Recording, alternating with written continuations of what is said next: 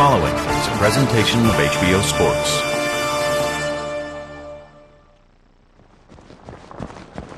Four years have passed, and 15 fights between them. 4 years and God knows how many hours of running on streets like this.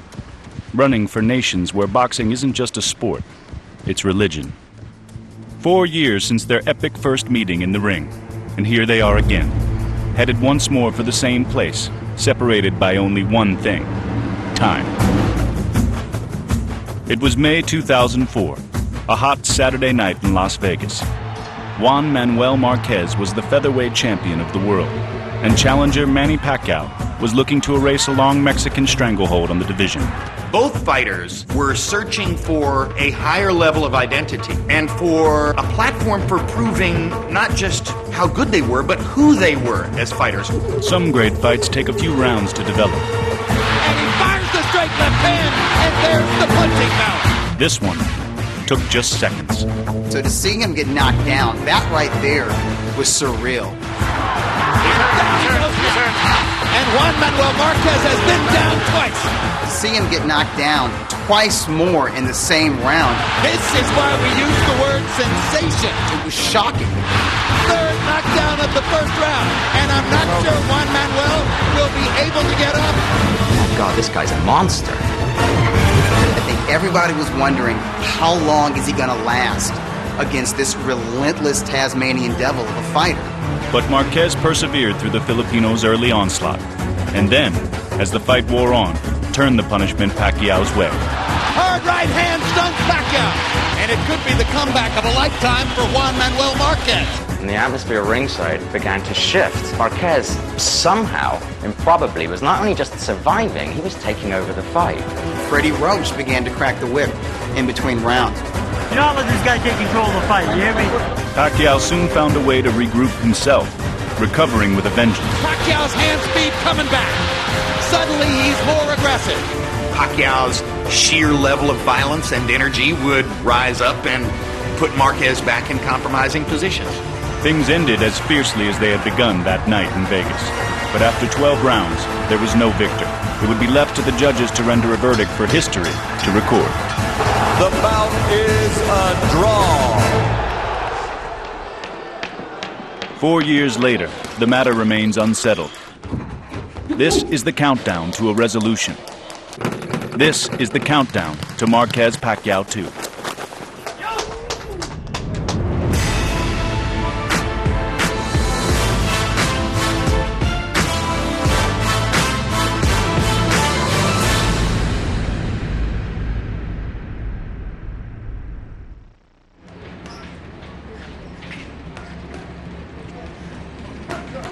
Little pivot, come on, use that pivot. A boxer's memory can be a useful tool. One hook. And in Manny Pacquiao's case, as he prepares for his rematch with Juan Manuel Marquez, his memory of the night of May 8th, 2004 remains particularly vivid and haunting. 30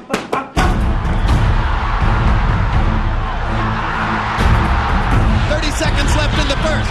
Marquez has been down 3 times already. I dropped him 3 times in the first round, and you know, I told myself I couldn't believe it. And Pacquiao lands another huge left and another big one. We had such a fast start and exciting start with 3 knockdowns in the first round. I thought the fight was over. Manny Pacquiao is a storm. Marquez survived. He weathered the storm and came back the next round. Marquez gained momentum as the fight wore on, and even dominated the action at times. Last chance to make a statement as the bell gets ready to ring. What a battle. Manny Pacquiao has huge heart and huge desire, and he thinks of himself as a guy who should never lose. I think it was embarrassing to him that he could knock a guy down 3 times in the first round, fail to finish him, and then wind up in a draw. The bout is a draw. He felt that he let the Filipino people down. He felt that he didn't live up to his country's expectations. And I think he believed that he didn't live up to Freddie Roach's expectations, his own expectations. I feel like I'm crying because I do my best in that fight, and the decision is draw. After that fight, I get a lot of criticism that Manny was just a one-handed fighter. So I said, you know what, I'm going to make him a better fighter, and we just worked really, really hard on the right hand, the jab and the hook. And slowly it came, and then he started knocking guys out with the right hand as well as the left. And that's a stopping. I just wanted to improve him and improve to the people that I could make him a better fighter. The work has paid off. Pacquiao's 8 fights since Marquez have included 2 victories against Eric Morales in an epic trilogy. And most recently, a decisive win over yet another Mexican legend, Marco Antonio Barrera. I think Manny Pacquiao has made clear what he learned because his boxing skills have improved significantly since that time. I mean, consider, he was already a recognized world champion and he got better technically in the middle of his career. Not very many fighters are able to pull that off. And I think that the Marquez fight was probably the graphic object lesson which helped to convince Manny that he needed to improve his level of craft, and he did. Well, I'm same fighter, Manny Pacquiao, but since 2004, 4 years ago, I think I learned a lot of experience and a lot of techniques. Techniques he looks forward to displaying for Juan Manuel Marquez on March 15th. 7,000 feet above sea level, atop centuries-old Aztec ruins, sits Mexico City, one of the world's largest metropolises, and where each night, on his way home from the Romanza gym, Juan Manuel Marquez navigates winding and busy streets and reflects on what might have been.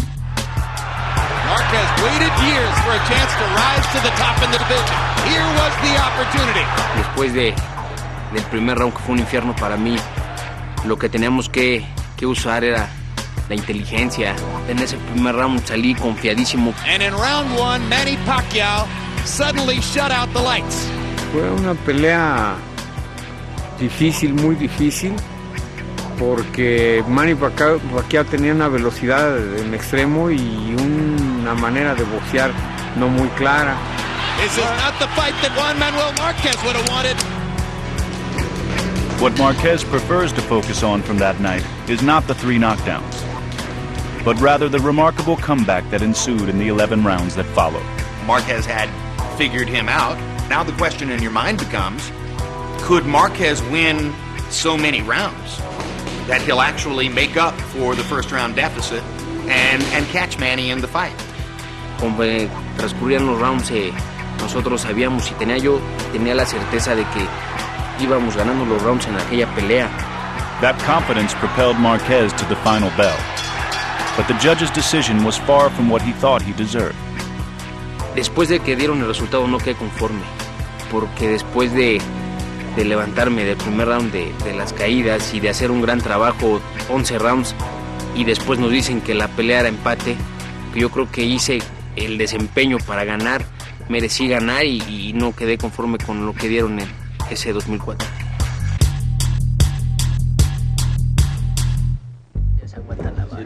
The draw against Pacquiao and the resilient courage he showed in the ring that night led to calls for a rematch and a chance for Marquez's star to grow further.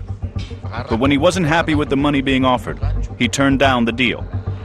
Over the next few years, as epic rivalries between Morales, Barrera, and Pacquiao blossomed and dominated the division, Marquez was left to watch from a distance. Pues yo creo me sentía mal que yo creo que se estaba repartiendo, como quien dice, las grandes peleas. If anybody's tarnished from that draw, it should be Manny, right?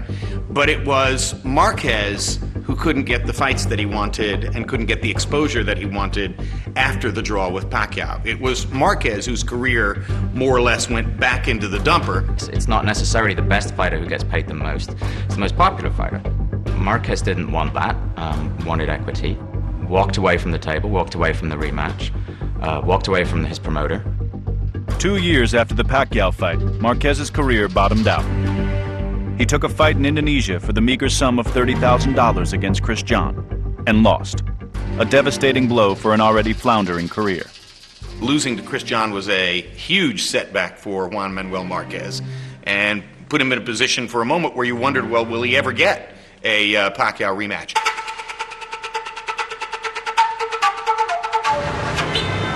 In the Southeast Asian islands of the Philippines, there is no bigger star than Manny Pacquiao, who rose from poverty in the rolling hills of Cavite to become a champion worshipped by millions.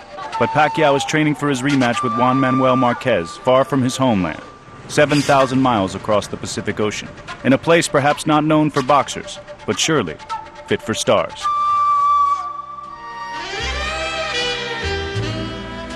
Most fighters, they go to Big Bear, California, or the Poconos, or in the mountains somewhere. They're out in the desert, you know, somewhere in some ranch, and then there's not a person for miles around. Manny Pacquiao, to get away from everything, comes to Hollywood. Hooray for Hollywood, that screwy valley, hooey Hollywood.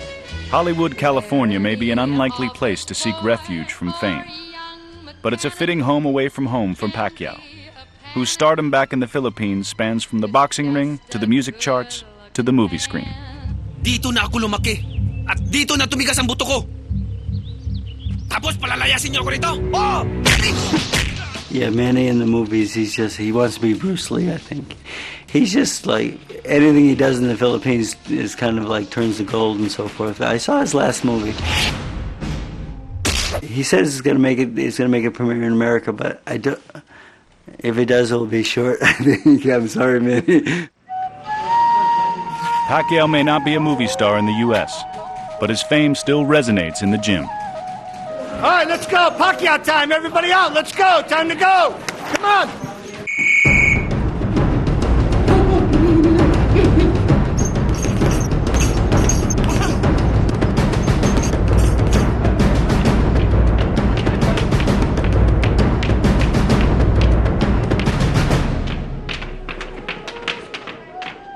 And when the training day is done, Pacquiao is embraced by fellow Filipinos wherever he goes.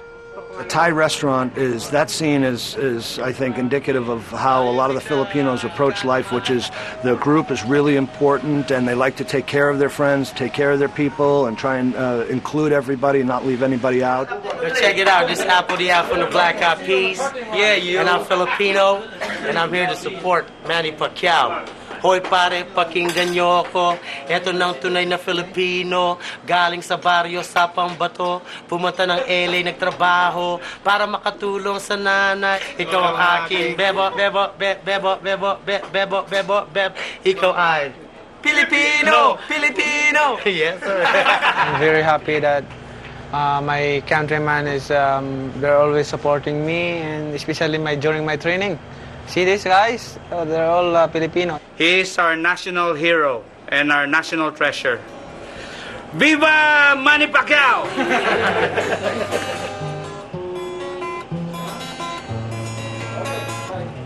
For Pacquiao, relative anonymity permits quiet days and nights like these.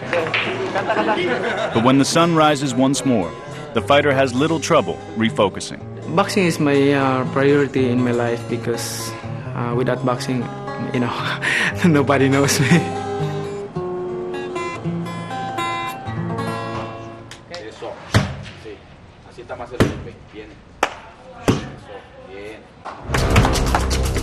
In the yard behind the Romanza gym, Juan Manuel Marquez embarks on his strength program each afternoon.